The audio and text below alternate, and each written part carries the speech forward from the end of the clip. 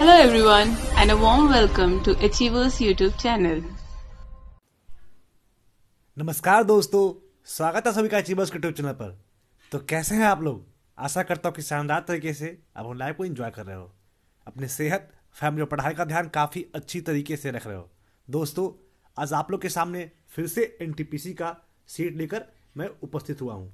आज एनटीपीसी का 37 number seat को मैं डिस्कस करने वाला हूँ। इससे पहले 36 सीट तक आप लोगों के लिए मैं करा चुका हूँ। ये इसलिए कहा जा रहा है ताकि आपके जो भी अभी एनटीपीसी का एग्जाम आने वाला है उसमें आप अच्छा मार्क्स ऑब्टेन कर सको।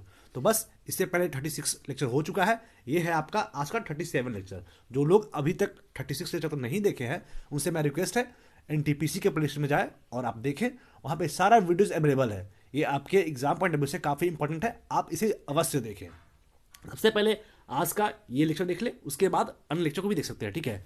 तो बस आप लोग वीडियो क्लास तक बने रहिएगा।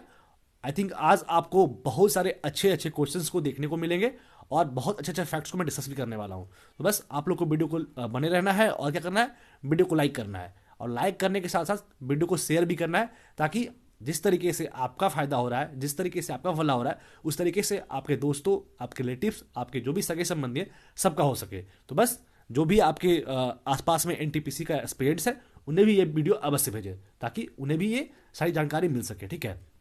तो चलिए बिना टाइम वेस्ट किए देखते हैं आज का पहला प्रश्न। उससे पहले जो लोग हमारे चैनल पर नए जुड़े हैं, जो लोग हमारे चैनल को सब्सक्राइब नहीं किए अभी तक फिलहाल, वो प्लीज चैनल को सब्सक्राइब कर ले एवं बेल आइकन दबाकर ऑल पे टाइप कर दे। उससे क्या होगा, जो भी मैं छाट शेयर करूँगा वो आपको सबसे पहले अपडेट होगा, ठीक है? तो चलिए देखते हैं आज का पहला प्रश्न। पहला प्रश्न है, समान रूप से सीधी सड़क पर स्थिर गति से दौड़ने वाली कार के संदर्भ में निम्नलिखित में से कौन सा कथन सत्य है? क्वेश्चन क्या है, फिर से एक बार देखिए कि समान रूप से सीधी सड़क पर स्थिर गति से दौड़ने वाली कार के संदर्भ में निम्नलिखित में से कौन सा कथन सत्य है? कि एक समान रूप से सीधी सड़क पर कोई गाड़ी चल रही है और वो स्थिर गति से दौड़ रही है, तो उसके संदर्भ में कौन सा, यहाँ पे 4 ऑप्शन है, वो सही है। कार का तुरंत शून्य है। अगर जो कोई कार्य चल रहा है और उसका तुरंत शून्य रहेगा तो कार कभी दौड़ेगी या कार कभी चलेगी? नहीं चलेगी। तो ये जो ऑप्शन है बिल्कुल गलत है। कहा कार का वेग भी शून्य है। इजी क्वेश्चन है कि जो वेग है, अगर जो कार चल रही है तो ऑब्वियसली है कि कुछ ना कुछ वेग होगा ही। तो ये भी ऑप्शन गलत हो गया। तो पहले एलिमिनेट कर दीजिए, आंसर को एलिमिनेट कीजिए, उसके बाद देखिए कौन सा आंसर सही है। अगला है कि कार का त्वरण में लगातार परिवर्तन हो रहा है। तो कार का त्वरण में लगातार परिवर्तन नहीं हो रहा है, कार के वेग में निरंतर परिवर्तन हो रहा है। इसलिए जो है समान रूप से सीधी सड़क पर गति, मतलब स्थिर गति से दौड़ने वाली कार मतलब रन कर रही है, ठीक है? स्थिर त्वरण वेग में परिवर्तन एक समान दर पर लागू होता है। तुरंत जितना दीर्घ होगा, वेग में परिवर्तन उतना ही अधिक होगा। अन्य शब्दों में कह सकते हैं कि यदि कण का वेग एक स्थिर दर पर परिवर्तन होता है तो वह दर त्वरण कहलाती है। यदि वस्तु एक समान वेग से गति करती है तो त्वरण अनुपस्थित रहता है, ठीक है? तो इसका आंसर हो गया कार का वेग में निरंतर परिवर्तन हो रहा है, ठीक है? तो ये हमारा आज का पहला प्रश्न था।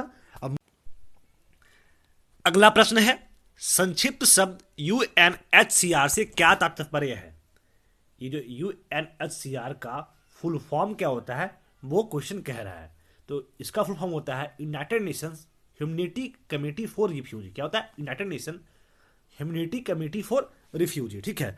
अब ये जो है वो संयुक्त राष्ट्र शरणार्थी एजेंसी के नाम से भी जाना जाता है। यह संयुक्त राष्ट्र के अनिवार्य कार्यक्रम के अंतर्गत शरणार्थियों की रक्षा और समर्थन करता है तथा उन्हें स्वैच्छिक देश प्रत्यावर्तन, स्थानीयकरण या किसी तीसरे देश में पुनर्वास में सहायता करता है। इसका मुख्यालय जो है वो स्विट्जरलैंड के जेनेवा में स्थित है, ठीक है? इसका फुल फॉर्म होता है United nation humanity committee for refugee. तो ये था हमारा दूसरा प्रश्न। अब मूव करते हैं आज के तीसरे प्रश्न की तरफ। प्रश्न है, अपने आकार और पदचिन्ह के दृष्टि से निम्नलिखित में से पृथ्वी का सबसे बड़ी ज्वालामुखी कौन सी है? क्वेश्चन है, अपने आकार और पदचिन्ह के दृष्टि से निम्नलिखित में से पृथ्वी की सबसे बड़ी ज्वालामुखी कौन सी है? तो इसका नाम है तामू मासिप। क्या है? तामू मासिप जो है वो अपने आकार और पदचिन्ह की दृष्टि से पृथ्वी की सबसे बड़ी ज्वालामुखी है, सबसे विशाल ज्वालामुखी है। यह उत्तर पश्चिमी प्रशांत महासागर में जापान के निकट सातस्की राइज में स्थित है। सातस्की शातश की अब राइज में ये स्थित है। ठीक है, उसके बाद से यह जो है एक विलुप्त अंतर समुद्री परीक्षक ज्वालामुखी है। ठीक है, हवाई द्वीप पर स्थित मौना आधार से शिखर तक सबसे ऊंची ज्वालामुखी है। इंडीज पर्वत श्रेणी में स्थित ओजस डेल सलाडो, ये ओजस डेल सलाडो है, वो सबसे ऊंचे शिखर वाली ज्वालामुखी है। लेकिन जो है ये अपने आकार और प्रचीन के दृष्टिकोण से सबसे बड़ी जो है पृथ्वी की ज्वालामुखी है, उसका नाम है तामो मासिप। और ये कहाँ है आपका, ये उत्तर पश्चिम प्रशांत महासागर में जापान के निकट है। ठीक है, तो ये हमारा आज का तीसरा प्रश्न था। एक चीज मैं और आपको बता दूं कि हमारे टेलीग्राम ग्रुप पे टेस्ट होता है और वहां पे हर दिन एनटीपीसी का आपका रिवीजन टेस्ट हो रहा है। मतलब जितने सारे लेक्चर पहले कराया गया है ना, उसका फिर से आपका 2 टेस्ट हो चुका है, 2 सेट का हो चुका है। अभी तक 36 लेक्चर हो चुका है और 36 टेस्ट हो चुका है। ठीक है, ये जो है वो 37 नंबर टेस्ट है। इसका मतलब आई थिंक ये 37 नंबर लेक्चर है, तो इसका भी टेस्ट होगा। तो फिर से रिवीजन टेस्ट है आप हो रहा है आपका, फिर से रिवीजन हो रहा है और फिर से लेक्चर दिया जा रहा है आपको और फिर से आपका टेस्ट लिया जा रहा है। तो जिनका तैयारी अच्छी तरीके से हो गया है वो एक बार अवश्य यहाँ पे जाए। हमारे टेलीग्राम ग्रुप का लिंक दिया हुआ है आपके वीडियो के प्लेलिस्ट में, सॉरी वीडियो के डिस्क्रिप्शन में दिया हुआ है। वहाँ से आप ग्रुप से जुड़ जाए और वहाँ हर दिन 12 बजे दोपहर में टेस्ट होता है और आप टेस्ट दें और उससे आपको पता चलेगा कि आपके जीके जीएस में आपका कौन सा स्थान है और कैसा आप उसमें कर रहे हो। ठीक है, तो ये था आपके लिए जानकारी की बातें। ठीक है, अब मूव करते हैं क्वेश्चन की तरफ। अगला प्रश्न है, समुद्री जीव के स्वास्थ्य का निर्धारण करने हेतु किसे मापा जाता है? जो समुद्री जीव होते हैं उनके स्वास्थ्य का निर्धारण करने हेतु किससे मापा जाता है? तो ये घुलनशील ऑक्सीजन के थ्रू समुद्री जीव के स्वास्थ्य का निर्धारण मापा जाता है। ये घुलनशील ऑक्सीजन का एक अन्य नाम है जिसको बोलते हैं डीओ। ये जो है वो शॉर्ट नाम है, डीओ भी घुलनशील ऑक्सीजन को बोलते हैं। ठीक है, घुलनशील ऑक्सीजन यानी डीओ को सांद्रता जल के गुणों के विषय में जानकारी प्राप्त करने का एक सरल उपाय है जो समुद्र में जलीय प्राणी के स्वास्थ्य से संबंधित है। ठीक है, ये था आपका घुलनशील ऑक्सीजन जो कि समुद्र जीव के स्वास्थ्य का निर्धारण करने हेतु इसका आपका इससे मेजरमेंट होता है। ठीक है, तो ये हमारा आज का चौथा प्रश्न था।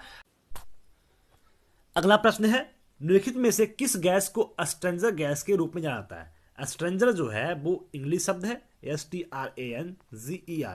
अस्ट्रेंजर मतलब होता है अनजान। ठीक है, अस्ट्रेंजर मतलब होता है अनजान। तो वैसा गैस कौन सा है जिसको अस्ट्रेंजर गैस के रूप में जाना जाता है? तो उस गैस का नाम है जेनॉन। जेनॉन एक प्रकार का गैस है जिसको अस्ट्रेंजर गैस के रूप में जाना जाता है। एक्चुअली जेनॉन जो है वो एक ग्रीक शब्द है और वो ग्रीक शब्द जिनोस से इसकी उत्पत्ति हुई है। जिनोस का मतलब होता है अस्ट्रेंजर, तो इसीलिए इसे अस्ट्रेंजर गैस के रूप में जाना जाता है। यह पृथ्वी पर जो गैस है वो वायुमंडल में अल्प मात्रा में पाई जाती है एवं यह जो गैस है वो रंगहीन है, सघन है और गंधहीन है। ठीक है, यह जो गैस है इसमें रंगहीन है, ठीक है, काफी सघन है और ये गंधहीन गैस है, तो इसे बोलते हैं जेनॉन और ये अस्ट्रेंजर गैस के रूप में भी जाना जाता है। तो ये हमारा आज का 5वां प्रश्न था। अब मूव करते हैं अगले प्रश्न की तरफ। अगला प्रश्न है कि जवाहर रोजगार योजना कब आरंभ की गई थी?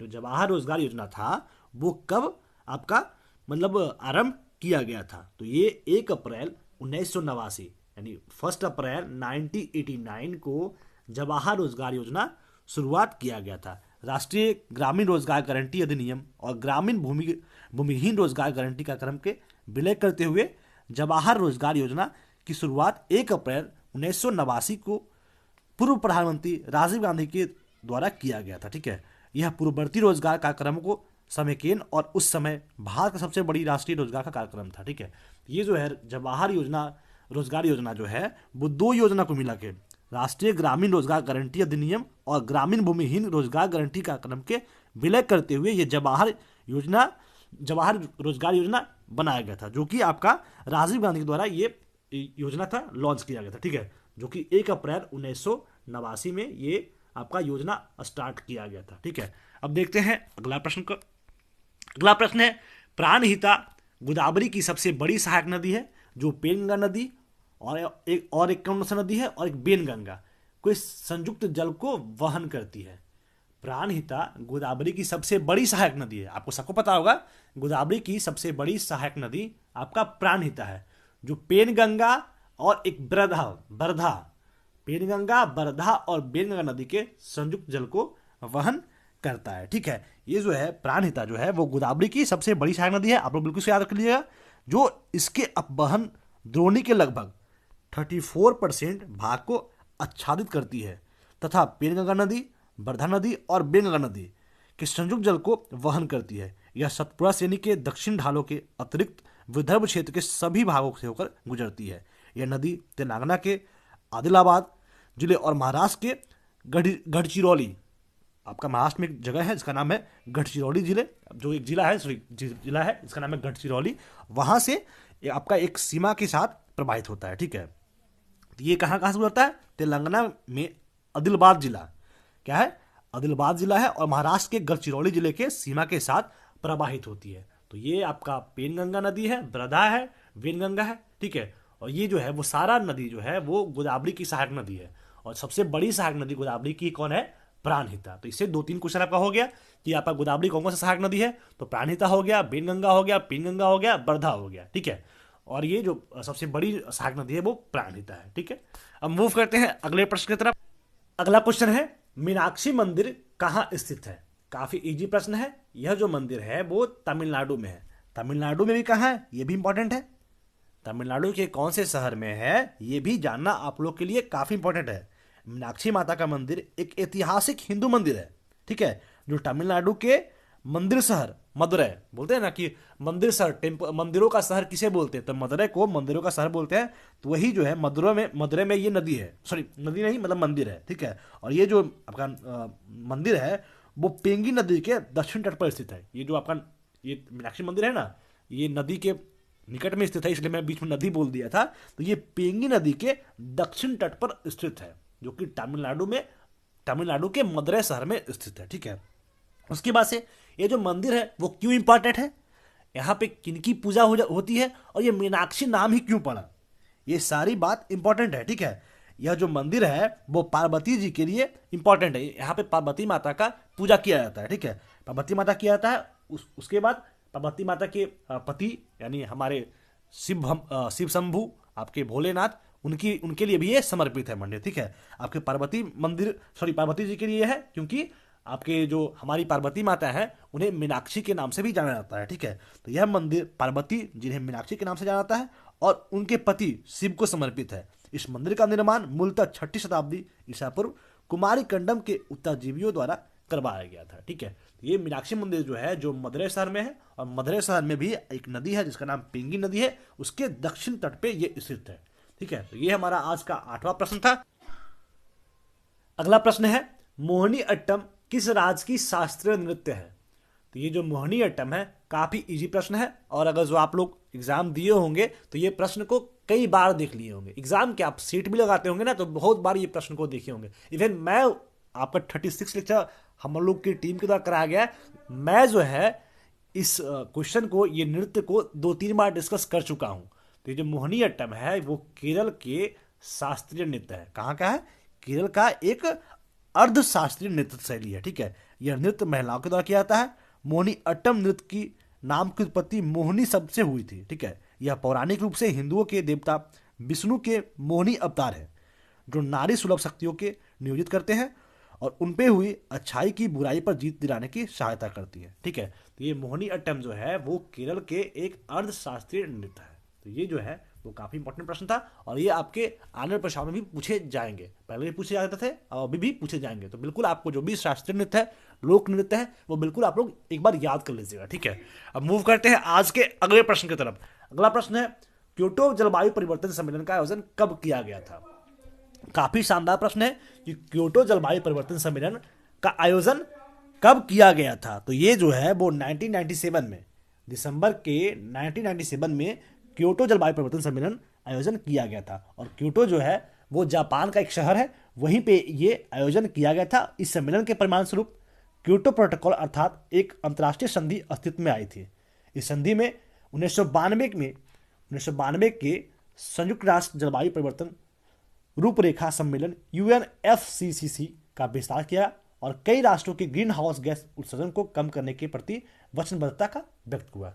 जो भी ग्रीन हाउस आपका ज़्यादा ये शराब कर रहे थे, जो भी शराब मतलब उसका बोलते ज़्यादा ये इमर्ज कर रहे थे, उन लोगों को बोला गया कि थोड़ा सा आपको ग्रीन गैस हाउस को उत्सर्जन कम करना है, और जिससे हमारा इन्वायरमेंट अच्छा रह सके। ठीक है, तो क्योटो जलवायु परिवर्तन जो है वो दिसंबर के 1997 में इसका आयोजन किया गया था। ठीक है, अब मूव करते हैं आज के अगले प्रश्न की तरफ। अगला प्रश्न है, पृथ्वी की सतह से वायुमंडल की परतों कौन सा है? मतलब सबसे पहले कौन है, उसके बाद कौन है, उसके बाद कौन है? तो ये सबसे पहले होता है क्षोभ मंडल, उसके बाद समताप मंडल, उसके बाद मध्यमंडल और सबसे लास्ट में वायुमंडल। पृथ्वी की वायुमंडल जो है वो 5 प्रमुख परतों से बना हुआ है। सबसे पहले क्षोभ मंडल, उसके बाद समताप मंडल, उसके बाद मध्यमंडल, उसके बाद वायुमंडल और सबसे बाहर बहिर्मंडल। ठीक है, सबसे बाहर तो सबसे लास्ट में बहिर्मंडल हो गया। ठीक है, इतने 5 भागों में विभाजित है। ठीक है, क्षोभ मंडल पृथ्वी के वायुमंडल के सबसे निचली परत है। जो क्षोभ मंडल है वो पृथ्वी वायुमंडल के सबसे निचली परत पे एग्जिस्ट है, जबकि बहिर्मंडल जो है वो सबसे बाहर वायुमंडल के सबसे बाह्यतम परत पर स्थित है। ठीक है, तो ये जो है क्षोभ मंडल, समताप मंडल, मध्यमंडल और बाह्यमंडल, उसका बहिर्मंडल, ये सब मिलाकर 5 लेयर है। ठीक है, अब ये बताइए, 2 क्वेश्चन बताना होगा कि एरोप्लेन कौन सा लेयर में उड़ता है और जो आपका सैटेलाइट होता है वो कौन सा लेयर में रहता है। तो ये 2 क्वेश्चन आप लोगों को कमेंट में बताना है। ये जो 2 क्वेश्चन मैं पूछा हूं ना, आपके आने वाले परीक्षा के दृष्टिकोण से काफी महत्वपूर्ण साबित हो सकता है। तो बस आप लोग का इसका आंसर कमेंट में जरूर लिखना है। ठीक है, ये आप लोगों से मेरा रिक्वेस्ट है। ठीक है, अब मूव करते हैं आज के अगले प्रश्न की तरफ। अगला प्रश्न है, निम्नलिखित में से मानव द्वारा प्रेरित जलवायु परिवर्तन के कारण नष्ट होने वाली पहली स्तनपायी प्रजाति कौन सी है? फिर से एक बार क्वेश्चन देख लीजिए कि निम्नलिखित में से मानव द्वारा प्रेरित जलवायु परिवर्तन के कारण नष्ट होने वाली पहली स्तनपायी प्रजाति कौन सी है? जो पहली स्तनपायी आपका नष्ट हुई थी वो कौन सा है? इसका आंसर आप लोगों को कमेंट में देना है। कमेंट में नहीं देना है, मैं ही बता रहा हूं। इसका नाम है ब्रेम्बर के मेलोमीज। ब्रेम्बल के मेलोमीज जो है वो आपका मानव द्वारा प्रेरित जलवायु परिवर्तन के कारण नष्ट होने वाली पहली स्तनपायी प्रजाति है। यह माना जाता है कि ब्रेम्बल के मेलोमीज जलवायु परिवर्तन के प्रभावों के कारण पूर्ण रूप से विलुप्त होने वाली पहली स्तनपायी प्रजाति है। चूहे के समान कृंतक मेलोमीज को आश्चर्यजनक रूप से ऑस्ट्रेलिया के महान प्रबाल रोधिक के प्रबाल भित्ति में एक निचले द्वीप पर जीवित पाया गया। हालांकि मानव द्वारा प्रेरित जलवायु परिवर्तन निचले द्वीप पर समुद्री जल यानी बाढ़ में वृद्धि होने के कारण, आपके समुद्री तल के ऊंचा होने के कारण यह प्रजाति इसी ग्रह में विलुप्त हो गई। इसका नाम है ब्रेम्बल के मेलोमीज, जो कि ये पहली स्तनपायी प्रजाति है जो आपके मानव के द्वारा प्रेरित जलवायु परिवर्तन के कारण ये नष्ट हुई थी। ठीक है, तो ये हमारा आज का 12वां प्रश्न था जिसका आंसर है ब्रेम्बल के मेलोमीज। अब मूव करते हैं अगले प्रश्न की तरफ। अगला प्रश्न है कि अंडमान और निकोबार द्वीप समूह को एक दूसरे से पृथक करता है जो कि 150 किलोमीटर चौड़ा है। कि जो एक दूसरे से सेपरेट करता है, एक दूसरे से अलग करता है या एक दूसरे से जोड़ता है, वो कौन सा चैनल है? काफी शानदार प्रश्न है और काफी बार ये प्रश्न पूछा गया है। तो ये जो है वो 10 डिग्री चैनल जो है वो अंडमान और निकोबार द्वीप समूह को सेपरेट करता है, अलग भी करता है और जोड़ता है। ये जो है 150 किलोमीटर चौड़ा आपका है। ठीक है, तो ये है इसका आंसर कौन सा है? 10 डिग्री चैनल। यह एक जलमार्ग है जो लघु अंडमान और कार निकोबार को बंगाल की खाड़ी में एक दूसरे से पृथक करता है। द्वीप के 2 समूह एक साथ मिलकर भारतीय केंद्र शासित प्रदेश अंडमान एवं निकोबार द्वीप समूह के निर्माण करते हैं।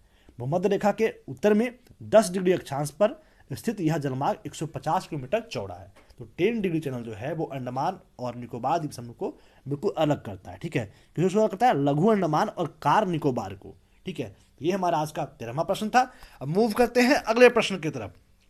अगला प्रश्न है, डीबीडी का उदाहरण है। जो डीवीडी इसका उदाहरण क्या है? तो ये जो है आपका डीवीडी जो है वो डिजिटल वर्सेटाइल डिस्क है। क्या होता है इसको? डिजिटल वर्सेटाइल डिस्क, जो कि एक ऑप्टिकल डिस्क है। क्या है? ऑप्टिकल डिस्क है। और डीवीडी का फुल फॉर्म होता है डिजिटल वर्सेटाइल डिस्क। एक digital optical disk storage format है जिसका आविष्कार और विकास पैनासोनिक, फिलिप्स, सोनी और तोशिबा, आप लोग नाम सुने होंगे, पैनासोनिक का नाम सुने हैं ना, फिलिप्स का सुने होंगे, सोनी का और तोशिबा के द्वारा 1995 में किया गया था। यह किसी भी प्रकार का डिजिटल डाटा स्टोर कर सकता है। ठीक है, उसके बाद इसका प्रयोग व्यापक स्तर पर सॉफ्टवेयर, अन्य कंप्यूटर फाइलों पर वीडियो प्रोग्राम के लिए किया जाता है। ठीक है, तो ये डीवीडी जो है इसका यह जो है एक टाइप का ऑप्टिकल डिस्क है। ठीक है। अब देखते हैं अगला प्रश्न। अगला प्रश्न है, निम्नलिखित में से भारत चंद्र मिशन का नाम क्या था? जो चंद्र मिशन भारत का था उसका नाम क्या था? काफी अच्छा प्रश्न है। तो इसका नाम था चंद्रयान फर्स्ट। चंद्रयान फर्स्ट जो था वो भारत का पहला चंद्रमा मिशन था, ठीक है। इसे भारतीय अंतरिक्ष अनुसंधान संगठन द्वारा 2008 में लॉन्च किया गया था। यह अगस्त 2009 तक परिचालित किया गया था। अगस्त के 2009 तक परिचालित किया गया था। चंद्रमा की मिट्टी में व्यापक स्तर पर विद्यमान जल अणु की खोज इसकी उपलब्धियों में से सबसे बड़ी उपलब्धि थी। इसका नाम क्या है? चंद्रयान फर्स्ट, जो कि भारत का पहली चंद्र मिशन था, ठीक है। तो अब मूव करते हैं अगले प्रश्न की तरफ। अगला प्रश्न, लोसुंग उत्सव का आयोजन प्रति वर्ष निम्नलिखित में से किस राज्य में किया जाता है? ये जो त्योहार है वो आपका सिक्किम में हर साल लोसुंग उत्सव मनाया जाता है। तो ये कब मनाता है? ये दिसंबर महीने में मनाया जाता है, यानी इसी महीने में आपका लोसुंग उत्सव मनाया जाएगा, ठीक है। ये लोसुंग जो त्योहार है वो क्यों मनाता है, कहाँ मनाता है, ये जानिए सबसे पहले। लोसुंग जो है वो सिक्किम के नववर्ष उत्सव में यह मनाया जाता है, ठीक है। यह सिक्किम में फसल कटने की ऋतु के समाप्त होने की प्रतीक है। यह उत्सव प्रति वर्ष दिसंबर माह में मनाया जाता है। लोसुंग सिक्किम के स्थानीय निवासी के भूटिया और लेप्चा जाति के लोगों के द्वारा ये प्रमुख उत्सव मनाया जाता है। तो ये जो लोसुंग उत्सव है वो आपका सिक्किम के भूटिया और लेप्चा जाति के द्वारा ये मनाया जाता है। ये दिसंबर मनाया जाता है और वहाँ जो लोग फसल की कटाई करते हैं उसके बाद ही ये आपका त्योहार मनाया जाता है। और ये जो आपका नव वर्ष आने वाला था उसी के खुशी में ये त्योहार मनाया जाता है, ठीक है। अभी मैं करंट अफेयर्स के लेक्चर में पढ़ा था लोसार त्योहार। तो वो त्योहार कहाँ मनाया जाता है? जो आप लोग लेक्चर देख रहे हो ना, तो लोसार त्योहार कहाँ मनाया जाता है, तो आप लोग उसका आंसर कमेंट में दीजिए, ठीक है। और लोसार जो त्योहार है वो भी दिसंबर में मनाया जाता है, इधर रिसेंटली मनाया जा रहा है, और ये 10 दिनों का त्योहार मनाया जाता है। तो इस प्रश्न का आंसर आप लोगों को कमेंट में देना है, ठीक है। अब देखते हैं अगला प्रश्न। अगला प्रश्न है, भारत के संविधान में किए गए अनुसार भारत के उपराष्ट्रपति किसके द्वारा निर्वाचित किया जाता है? काफी शानदार प्रश्न है, और ये प्रश्न जो है वो पॉलिटी का प्रश्न है, और आप लोग को बिल्कुल ये प्रश्न पता होगा, ठीक है। तो ये जो है वो संसद के दोनों सदनों के निर्वाचित सदस्यों के द्वारा भारत के उपराष्ट्रपति को निर्वाचित किया जाता है, ठीक है। भारतीय संविधान के आर्टिकल 66 के अनुसार उपराष्ट्रपति को संसद के दोनों सदनों से मिलकर बने निर्वाचक मंडल के सदस्यों द्वारा निर्वाचित किया जाता है। जो उपराष्ट्रपति का निर्वाचन किया जाता है वो उपराष्ट्रपति का निर्वाचन अनुपातिक प्रतिनिधित्व पद्धति के अनुसार एकल संकरणीय मत द्वारा किया जाता है, और ऐसे निर्वाचन में मतदान गुप्त होते हैं, ठीक है। ये जो है वो आर्टिकल 66 के अनुसार संसद के दोनों सदनों के निर्वाचित सदस्यों के द्वारा भारत के उपराष्ट्रपति का निर्वाचित किया जाता है। अब मूव करते हैं आज के अगले प्रश्न की तरफ। अगला प्रश्न है, निम्नलिखित नृत्य शैलियों में क्या समानता है? ये जो आपका नृत्य शैली है इसमें क्या इक्वालिटी है, क्या समानता है, वो बताना है। डांस का नाम है कथक, कथकली, भारतनाट्यम, मधुबनी। तो ये जो डांस है ना इसमें कुछ भी समानता नहीं है। सारे डांस जो है वो अलग अलग लेवल के डांस है, ठीक है। कथक है, कथकली है, भरतनाट्यम है, मधुबनी, सब बिल्कुल डिफरेंट है। जो भरतनाट्यम है वो तमिलनाडु में डांस किया जाता है। जो भरतनाट्यम है वो कहाँ किया जाता है? तमिलनाडु में किया जाता है। उसके बाद से आपका कथकली हो गया वो आपका केरल में किया जाता है। उसके बाद आपका कथक हो गया वो उत्तर भारत में किया जाता है। और जो आपका एक और डांस कौन हो गया? कथक हो गया, कथकली, भरतनाट्यम और मधुबनी। तो मधुबनी जो है वो डांस नहीं है, वो बेसिकली एक प्रकार का चित्रकला है, जो कि आपके बिहार के मिथिला क्षेत्र में नेपाल से ये प्रचलित आपका मधुबनी पेंटिंग है। आप लोग कभी पटना आते हो तो आप लोग देखना कि जो भी पटना के जो भी आपके गवर्नमेंट जगह का दीवार होंगे, जो भी बाल होंगे, वहाँ पे मधुबनी पेंटिंग की हुई रहती है, ठीक है। तो जो मधुबनी है वो बिहार के मिथिला क्षेत्र और नेपाल में ये प्रचलित मधुबनी पेंटिंग है। ये डांस हो गया, बाकी ये मधुबनी जो है वो आपका एक प्रकार का चित्रकला है, ठीक है। तो ये सब चारों चीजों में बिल्कुल समानता नहीं है, ठीक है। अगला प्रश्न है, सॉफ्टवेयर कोड का एक भाग है जो प्रोग्राम के साथ किस इशू को करेक्ट करने हेतु सॉफ्टवेयर प्रोग्राम के इंस्टॉल होने के बाद अप्लाई किया जा सकता है। तो इसको बोलते हैं पैच। क्या है? पैच जो है वो पैच सॉफ्टवेयर कोड का एक भाग है, ठीक है। पैच कंप्यूटर प्रोग्राम या इसके सपोर्टिंग डाटा को अपडेट करने, फिक्स करने या इम्प्रूव करने के लिए निर्दिष्ट सॉफ्टवेयर का एक भाग है। पैच में सिक्योरिटी वल्नरेबिलिटी और अन्य बग्स को फिक्स करने की प्रक्रिया शामिल है। इसे बग्स प्रायः बग फिक्स कहलाते हैं और ये यूजिबिलिटी और परफॉर्मेंस को इम्प्रूव करते हैं। ठीक है, तो ये जो है वो पैच है जो कि सॉफ्टवेयर का एक कोड, एक भाग है जो प्रोग्राम के साथ किसी इशू को करेक्ट करने हेतु सॉफ्टवेयर प्रोग्राम के इंस्टॉल होने के बाद अप्लाई किया जाता है। ठीक है, तो ये हमारा आज का 19वां प्रश्न था। अगला क्वेश्चन है कि 1927 के साइमन आयोग का बहिष्कार क्यों किया गया था। तो 1927 में आपका साइमन आयोग का बहिष्कार किया गया था, बोला गया था साइमन कमीशन वापस जाओ। तो वो बहिष्कार क्यों किया गया था? एक्चुअली बात क्या हुआ था कि आयोग में भारतीयों को शामिल नहीं किया गया था, इसीलिए 1927 में आपका साइमन आयोग का बहिष्कार किया गया था। साइमन आयोग ने भारतीय नेताओं को घोर अपमान किया था क्योंकि इसमें एक भी भारतीय सदस्य को शामिल नहीं किया गया था। सर जॉन साइमन की अध्यक्षता वाले इस आयोग में 7 सदस्यों का शामिल किया गया था। इसमें 7 सदस्य थे जिन्हें ब्रिटिश संसद की 3 राजनीतिक पार्टियों से चयनित किया गया था। दिसंबर के 1927 में भारतीय राष्ट्रीय कांग्रेस ने अपनी मद्रास अधिवेशन में आयोग के बहिष्कार का प्रस्ताव पारित किया था। तो ये क्वेश्चन आ जाएगा कि जो साइमन कमीशन को बहिष्कार किया गया था वो आपके राष्ट्रीय कांग्रेस के कौन से अधिवेशन में आपका बहिष्कार किया गया था। तो ये मद्रास अधिवेशन में इस आयोग का बहिष्कार किया गया था। ठीक है, तो ये 1927 में आपका साइमन आयोग आया था और उसी को बहिष्कार क्यों किया गया था कि आयोग में भारतीय को शामिल नहीं करने के कारण इसका बहिष्कार किया गया था। अब देखते हैं अगला प्रश्न। अगला प्रश्न है कंप्यूटर के क्षेत्र में बिट से क्या तात्पर्य है। ये प्रश्न को मैं कम से कम 10 बार बता चुका हूं। आज मुझे इस प्रश्न को बताने का बिल्कुल भी मन नहीं है। इस प्रश्न का आंसर आप लोग कमेंट में देना है कि कंप्यूटर के क्षेत्र में बिट का क्या तात्पर्य है। Binary digit, built in integer, binary task, binary integer transfer. तो इस प्रश्न का आंसर आप लोगों को कमेंट में देना है। मैं जितने सारे प्रश्न पूछ रहा हूं आप लोगों से, आप लोगों को सारे प्रश्न का आंसर कमेंट में जरूर देने हैं। ठीक है, अब मूव करते हैं आज के अगले प्रश्न की तरफ। अगला प्रश्न है साहा परमाणु भौतिक संस्थान कहां स्थित है। काफी शानदार प्रश्न है। साहा परमाणु संस्थान, साहा परमाणु भौतिकी संस्थान। एक्चुअली इनका जो नाम है ना, ये किनके नाम पे पड़ा है आपको पता है? इनका पूरा नाम था मेघनाद साहा।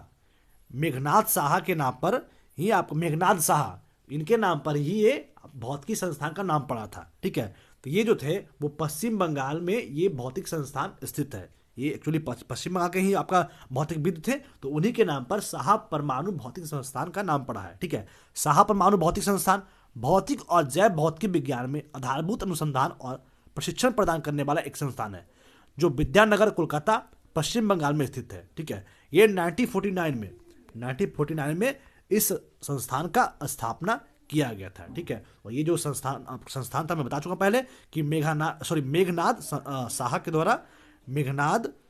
के द्वारा इनका नाम पड़ा है। ठीक है, तो ये जो है पश्चिम बंगाल में है। साहा परमाणु भौतिक संस्थान कहाँ है? पश्चिम बंगाल में है। ठीक है, अब मूव करते हैं अगले प्रश्न की तरफ। अगला प्रश्न है कब शिक्षा का अधिकार मौलिक अधिकार बना।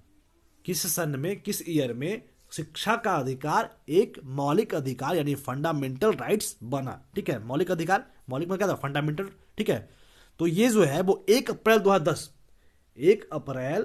2010 को शिक्षा का अधिकार एक मौलिक अधिकार बना, जिसमें बच्चों के लिए निःशुल्क और अनिवार्य शिक्षा का अधिकार अधिनियम या शिक्षा का अधिकार अधिनियम के लागू होने के साथ भारत में शिक्षा को प्रत्येक बच्चे का मौलिक अधिकार बनाने वाले 135 देशों में शामिल हो गया। यह अधिनियम भारतीय संविधान के अनुच्छेद 21 के के अंतर्गत 6 वर्षों से 14 वर्ष की आयु तक के सभी बच्चों को निःशुल्क और अनिवार्य शिक्षा के महत्व के रूपात्मकता का वर्णन करता है। ठीक है, ये जो अनुच्छेद 21 का ए है वो बोलाता है कि 6 से 14 वर्ष की उम्र के बच्चों को निःशुल्क और अनिवार्य शिक्षा देने का ये 21 का आर्टिकल ए जो है वो कहा जाता है। ठीक है, इससे मुझे याद आया आर्टिकल्स याद आया कि दीक्षा मैम के द्वारा काफ़ी शानदार तरीके से जो इम्पोर्टेंट आर्टिकल्स तो आपके बहुत सारे हैं, तो इसमें से कितने आर्टिकल आप पढ़ो जो आपके एग्जाम में टैकल हो जाए। बहुत इंपॉर्टेंट है ना, खूब सारे पढ़ने से मतलब नहीं है, उतना ही पढ़ो जो आपके एग्जाम में अच्छी तरीके से आ जाए। ठीक है, अब बहुत सारा चीजें पढ़ लोगे आप, बिल्कुल उसमें कंफ्यूज हो जाओगे कि कौन सा क्या था, इसका क्या नहीं था। ठीक है, तो ये जो है अभी एक लेक्चर लाया गया दीक्षा मैम के द्वारा। ठीक है, तो उस लेक्चर को आप देख सकते हैं, बिल्कुल आपका रिसेंटली कल ही लाया गया था, तो आप लोग उसको जाए एक बार अवश्य देखें। ठीक है, तो ये जो है वो शिक्षा का अधिकार, मौलिक अधिकार जो था वो 1 अप्रैल 2010 यानी 2010 में ये आपका मौलिक अधिकार बनाया गया, शिक्षा का अधिकार। ठीक है, तो ये हमारा आज का 23वां प्रश्न था। अब मूव करते हैं आज के अगले प्रश्न की तरफ। प्रश्न है, भारतीय संविधान के अनुसार निम्नलिखित में से कौन एक मौलिक कर्तव्य नहीं है। काफी शानदार प्रश्न है और काफी इजी प्रश्न हो सकता है अगर आप लोग पढ़ाई किए होंगे तो। ठीक है, ऑप्शन ए, सार्वजनिक सम्मति के रक्षा करना और हिंसा को त्यागना, ये बिल्कुल आपका मौलिक कर्तव्य है।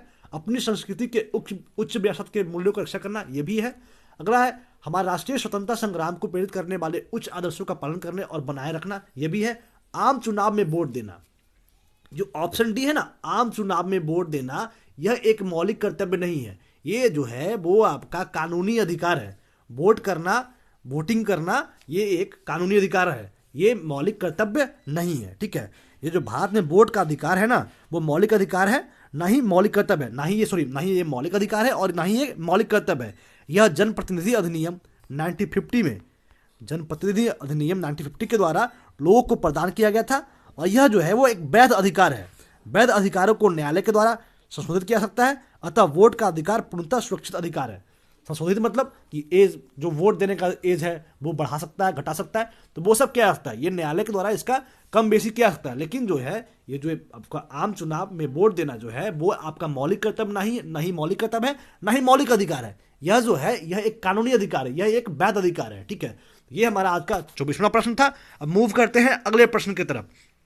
अगला प्रश्न है, नासा के कैसीन प्राप्त डाटा के अनुसार नामक शनि के उपग्रह बर्फीली प्रपटी के नीचे एक व्यापक महासागर विद्यमान है। काफी शानदार प्रश्न है।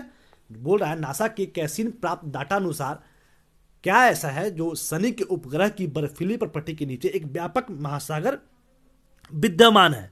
तो इसका नाम है इनसिलेड्स। इनसिलेड्स नामक शनि के उपग्रह की बर्फीली प्रपटी के नीचे एक व्यापक महासागर विद्यमान है।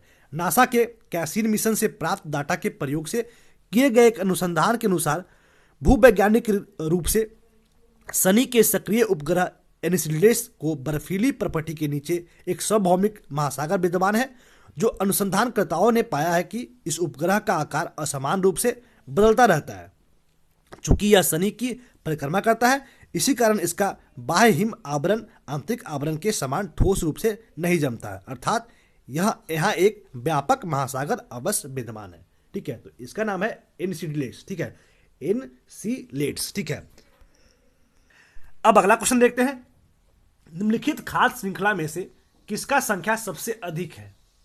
ऑप्शन ए द्वितीयक उपभोक्ता, ऑप्शन बी प्राथमिक उपभोक्ता, ऑप्शन सी अपघटक और ऑप्शन डी उत्पादक। तो उत्पादक जो है वो खाद्य श्रृंखला का एक प्रकार है। इसमें सबसे अधिक संख्या उत्पादक का है। ठीक है, क्वेश्चन क्या था कि निम्नलिखित खाद्य श्रृंखला में से किसकी संख्या सबसे अधिक है। तो सबसे पहले जानिए आपका जो ये खाद्य श्रृंखला क्या होता है उसके बारे में। तो परितंत्र के पादप उत्पादक कहलाते हैं, जो कि अकार्बनिक घटकों से भोजन को संश्लेषित करने और भोजन बनाने में समर्थ होते हैं। ठीक है, खाद्य श्रृंखला के निचले स्तर पर इनकी संख्या अधिक होती है। हालांकि खाद्य श्रृंखला पिरामिड के अगले स्तर पर अर्थात अपघटक स्तर पर इसकी संख्या कम हो जाती है। अपघटक में सूक्ष्मजीवी जैसे बैक्टीरिया और फफूंदी शामिल है, जो खाद्य श्रृंखला में सबसे बड़ी संख्या का निर्माण करते हैं। वे मृत पादपों और जीवों को खंडित करके पोषक तत्व प्राप्त करते हैं। अपघटक खाद्य श्रृंखला के प्रत्येक स्तर पर विद्यमान होते हैं। ये जीव मृत पादपों को अकार्बनिक पोषक तत्व परिवर्तित करके, जिससे मृदा का निर्माण होता है, या मृत जीव को अपघटित करके उत्पादकों के लिए आवश्यक पोषक तत्व को पुनः पूर्ति करते हैं। तो ये उत्पादक जो है वो खाद्य श्रृंखला में सबसे अधिक संख्या में पाई जाती है। ठीक है, अब देखते हैं अगला प्रश्न। अगला प्रश्न है, हाथी, भालू और गैंडे ये किसका उदाहरण है। काफी शानदार प्रश्न है और काफी इजी प्रश्न भी है। जो हाथी है, भालू है और गैंडा जो है वो स्तनपायी का एक उदाहरण है। हाथी, भालू और गैंडे स्तनपायी प्राणी का उदाहरण है। विशालकाय व्हेल पृथ्वी ग्रह का सबसे बड़ा स्तनपायी जीव है। यह मूलतः स्थलीय चौपाई प्रकार का जीव है, लेकिन कुछ स्तनपायी जीव जीवन के लिए समुद्र में, वायु में, वृक्षों में, भूमि के नीचे रहते हैं या दो पैरों पर चलते हैं। ठीक है, अब अगला प्रश्न देखते हैं। अगला प्रश्न है इनसैट 2E कहां से लॉन्च किया गया था। काफी शानदार प्रश्न है कि इनसैट 2E जो है वो कहां से लॉन्च किया गया था। तो ये फ्रेंच गुआना। देखिए मेरा बैटरी भी डिस्चार्ज हो गया है, चलिए कोई बात नहीं, मैं आप लोगों को पढ़ा लूंगा, तभी मैं चार्जर लगाऊंगा। इनसैट 2E जो है वो कहां से लॉन्च किया गया था। तो ये फ्रेंच गुआना से आपका इनसैट 2E लॉन्च किया गया था। ठीक है, यह 2 अप्रैल आपका 1999 में फ्रेंच गुआना के कोरू अंतरिक्ष केंद्र से एरियन स्पेस द्वारा लॉन्च किया गया था। इनसैट 2E एक भारतीय भू स्थिर संचार और मौसम उपग्रह है जिसे भारतीय राष्ट्रीय उपग्रह प्रणाली के एक भाग के रूप में भारतीय अंतरिक्ष अनुसंधान संगठन द्वारा संचालित किया जाता है। तो ये फ्रेंच गुआना के कोरू एक अंतरिक्ष केंद्र है, वहां से लॉन्च किया गया था। क्या नाम है इसका? INSAT 2E। ठीक है, तो ये हमारा आज का 28वां प्रश्न था। अब मूव करते हैं अगले प्रश्न की तरफ। अगला प्रश्न है रासायनिक हथियारों निषेध करने वाले संगठन का मुख्यालय कहां स्थित है। काफी शानदार प्रश्न है कि रासायनिक हथियारों निषेध करने वाले संगठन का मुख्यालय कहां स्थित है। तो ये नीदरलैंड में एक जगह है जिसका नाम है हेग। क्या नाम है? हेग। तो हेग में रासायनिक हथियारों निषेध करने वाले संगठन का मुख्यालय है। रासायनिक हथियारों को निषेध करने वाले संगठन एक अंतर सरकारी संगठन है जिसका मुख्यालय हेग में, नीदरलैंड के हेग में स्थित है। यह रासायनिक हथियारों के सम्मेलन का समर्थन करता है और इसे प्रोत्साहन देता है। ठीक है, जो कि रासायनिक हथियारों के प्रयोग को निषेध करता है तथा उन्हें नष्ट करने की आवश्यकता पर बल देता है। तो ये जो है रासायनिक हथियारों को निषेध करने वाले संगठन का मुख्यालय कहाँ है? हेग में। वो भी नीदरलैंड का एक प्लेस है, हेग वहीं स्थित है। अब मूव करते हैं आज के आखिरी प्रश्न की तरफ। ठीक है, जिसका इंतजार आप लोगों को काफी समय से था कि सर कितना टाइम तक पढ़ाओगे आप। तो लीजिए, बस आप लोगों का कहना था और मैं आप लोग का बात कभी नहीं मानूं, ऐसा हो सकता है क्या? तो आज का आखिरी प्रश्न करते हैं कि 1 टेराबाइट में कितने गीगाबाइट होते हैं। काफी शानदार प्रश्न है कि 1 टेराबाइट में कितने गीगाबाइट होते हैं। ये जो क्वेश्चन है वो आपके कंप्यूटर से क्वेश्चन आप सबको पता चल गया होगा। तो 1 टेराबाइट में 1024 गीगाबाइट होते हैं। ठीक है, टेराबाइट को टीबी भी बोलते हैं। तो टीबी जो है वो डिजिटल इंफॉर्मेशन के लिए एक बाइट यूनिट का गुणक है। यह 224 बाइट्स के समान होते हैं। इसे निश्चित रूप में 224 गीगाबाइट यानी जीबी, गीगाबाइट मतलब जीबी, ठीक है, जीबी के रूप में परिभाषित किया जाता है। टेराबाइट के प्रीफिक्स टेरा की उत्पत्ति ग्रीक शब्द के मॉनिस्टर से हुई। तो ये कुछ इंपॉर्टेंट बात था। टेराबाइट कितने गीगाबाइट का होता है? 224 गीगाबाइट का होता है। तो आई होप आप लोग को वीडियो अच्छा लगा हो। तो वीडियो अच्छा लगा है तो आपको क्या करना है? वीडियो को लाइक करना है, वीडियो को कमेंट करना है, जो मैं प्रश्न पूछा हो उसका आंसर करना है और अपने यार दोस्तों में शेयर करना है ताकि उन लोगों का भी फायदा हो सके। तो वीडियो के आज तक बने रहने के लिए बहुत बहुत आभार। बहुत जल्द मिलते हैं अगले वीडियो के साथ। जय हिंद।